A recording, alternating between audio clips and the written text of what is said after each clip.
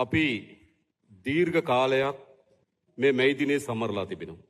ඒ හැම අවස්ථාවකම අපේ අපේක්ෂාව බවට පත් වුණේ බලය අත්පත් කර ගැනීම සඳහා ජනතාව පෙළ ගැස්වීම.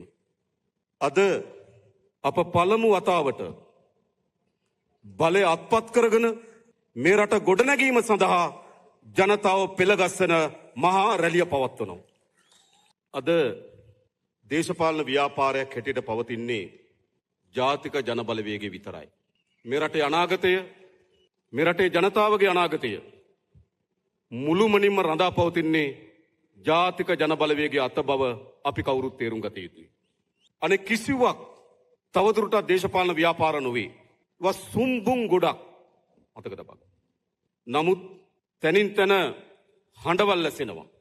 අපිට තේරුම් ගත හැකි ඒ හඬවල් වල තින්නේ කුමක්ද? එකක්, දීර්ඝ කාලයක් වුන් බලය හෙබෙව්වා.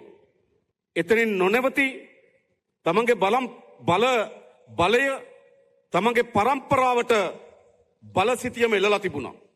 තාත්තා, මල්ලි, බාප්පා, පුතා, මුණුබුරා. ඒ විදිහට බලසිතියම එළලා තිබුණා.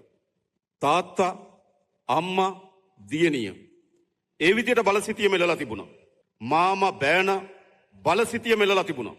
ඒගොල්ලෝ දිගු කාලයක් කල්පනා කරා ඒගොල්ලන්ගේ පරම්පරාවන් අතේ මේ බලය පවත්වාගෙන අපේ රටේ පොදු ජනයා මහත් පීඩාවට අසාධාරණයට පත් කරමින් ඉදිරියට බලය ගෙන යන්න පුළුවන් වේවි කියලා.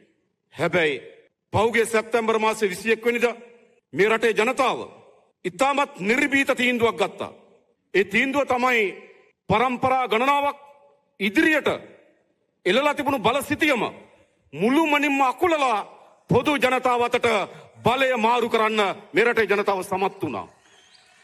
අන්න ඒ බලයේ අහිමිවීමේ අපේක්ෂා බංගත්වයේ අඳෝනාව අපිට අහන්න ලැබෙනවා. තව පැත්තකින් තමන් බලය හොබවනකොට මහජනයාගේ ධනය නාස්ති කරමින් අති වරප්‍රසාද සහිත ජීවිතයක් ගත කරා. පොදු නීතියට යටත් නොවන ජීවිතයක් ගත කරා. පොදු ජනයාට උඩින් මහා බල පරාක්‍රමයක් යොදාගෙන ජනතාවට උඩින් ඉන්න බලයක් හෙබෙව්වා. අද මොකද සිදු වී තිබෙන්නේ? අද පොදු නීතියට යටත් වී තිබෙනවා. වරප්‍රසාද අහිමි වී තිබෙනවා. නීතිය සමානව ක්‍රියාත්මක වෙමින් තිබෙනවා. දැන් මොකද වී තිබෙන්නේ? දුකක් ඇති වී තිබෙනවා. ඒ නිසා අනිත් පැත්තෙන් තියෙන මොකද්ද?